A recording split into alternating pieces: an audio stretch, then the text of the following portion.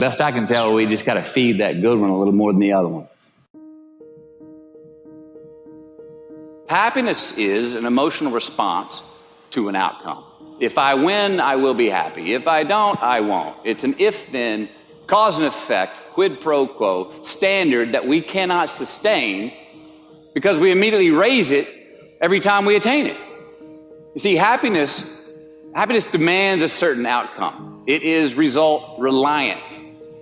And I say, if happiness is what you're after, then you're going to be let down frequently, and you're going to be unhappy much of your time. Joy, though, joy is a different thing. It's something else. Joy is not a choice. It's not a response to some result. It's a constant. Joy is the feeling that we have from doing what we are fashioned to do, no matter the outcome. Now, personally, as an actor, I started enjoying my work and literally being more happy when I stopped trying to make the daily labor a means to a certain end. For example, I need this film to be a box office success. I need my performance to be acknowledged. I need the respect of my peers. All those are reasonable aspirations, but the truth is, as soon as the work, the daily making of the movie, the doing of the deed became the reward in itself for me, I got more box office, more accolades and respect than I ever had before. See, joy is always in process. It's under construction. It is in constant approach, alive and well in the doing of what we're fashioned to do and enjoying it. Now, the easiest way to dissect success is through gratitude. Giving thanks for that which we do have, for what is working, appreciating the simple things we sometimes take for granted. We give thanks for these things, and that gratitude reciprocates, creating more to be thankful for. It's really simple, and it works. Now, I'm not saying be in denial of your failures. No, we can learn from them too, but only if we look at them constructively, as a means to reveal what we are good at, what we can get better at, what we do succeed at. All right, life's a verb. We try our best, we don't always do our best. And since we are the architects of our own lives, let's study the habits, the practices, the routines that we have that lead to and feed our success, our joy, our honest pain, our laughter, our earned tears. Let's dissect that and give thanks for those things. And when we do that, guess what happens? We get better at them, and we have more to dissect. It's a get-rich-quick on the internet, richest 15 minutes of fame world that we live in, and we see it every day. But we all want to succeed, right? So the question that we got to ask ourselves is what success is to us, what success is to you. Is it more money? That's fine. I got nothing against money. Maybe it's a healthy family. Maybe it's a happy marriage. Maybe it's to help others, to be famous, to be spiritually sound, to leave the world a little bit better place than you found it. Continue to ask yourself that question. Now, your answer may change over time, and that's fine. But do yourself this favor. Whatever your answer is, don't choose anything that will jeopardize your soul. Prioritize who you are, who you want to be, and don't spend time with anything that antagonizes your character. Don't drink the Kool-Aid, man. It tastes sweet, but you will get cavities tomorrow, all right? Life is not a popularity contest. Be brave, take the hill, but first answer that question, what's my hill? Well, for me, it's a measurement of 5 things. We got fatherhood. We got being a good husband. We got my health, mind, body, and spirit. We got career, and we got friendships. These are what's important to me in my life right now. Because I want to keep all 5 in healthy shape. And I know that if I don't take care of them, if I don't keep up maintenance on them, one of them is going to get weak, man. It's going to dip too deep into the debit section. It's going to go bankrupt. It's going to get sick, die even. So first, we have to define success for ourselves. And then we have to put in the work to maintain it. Take that daily tally. Tend our garden. Keep the things that are important to us in good shape.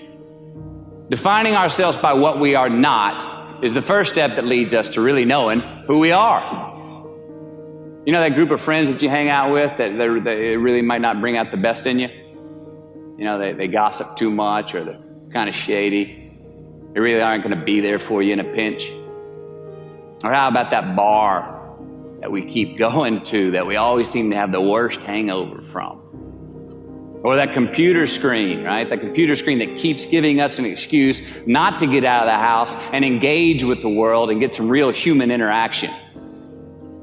Or how about that food that we keep eating, the stuff that tastes so good going down, it makes us feel like crap the next week, when we feel lethargic and we keep putting on weight? Well, those people, those places, those things, stop giving them your time and energy. Just don't go there. I mean, put them down. And when you do this, when you do put them down, when you quit going there, and you quit giving them your time, you inadvertently find yourself spending more time and in more places that are healthy for you, that bring you more joy. Why? Because you just eliminated the who's, the where's, the what's, and the when's that were keeping you from your identity. Like, trust me, too many options, I promise you, too many options will make a tyrant of us all. All right, so get rid of the excess, the wasted time. Decrease your options.